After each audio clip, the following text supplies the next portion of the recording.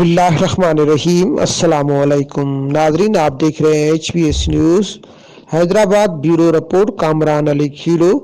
سردی کی شدت میں اضافہ کیا ہوا کہ حیدرآباد میں گھریلو گیس کی غیر اعلانیہ لوڈ شیڈنگ سے چولہے سرد، گرم گیس غائب۔ پاکستان مسلم لیگ فنکشنر ضلع کی قیادت کی جانب سے پریس کلب حیدرآباد کے سامنے گیس کی بندش کے خلاف علامتی بھوک ہڑتال کی گئی۔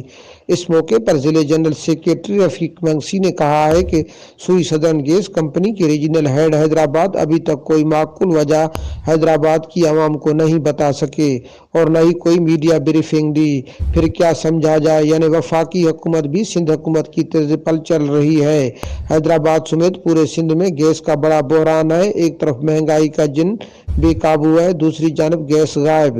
باہر ہوٹلوں پر جائیں تو کرونا وائرس، عوام آخر جائے تو کہاں جائے۔ اس تبدیلی سرکار کو عوام نے اس لیے ووٹ دیا کہ اس طرح عوام کو پریشان کریں، یا تو افسر شاہی PTI کی حکومت کو جان بوجھ کر فیل کروانے کے چکر میں ہے، یا تو PTI کے وزیر مشیر خود وزیر اعظم کی بیڑی میں سوراخ کر کے ڈبونا چاہتے ہیں۔ PTI کے وزیروں مشیروں ہوش کے ناخن لیں، تیسرا سال وفاقی حکومت کو ہونے والے ہیں۔ مزید خبروں کے لیے آپ دیکھتے رہیں HBS نیوز۔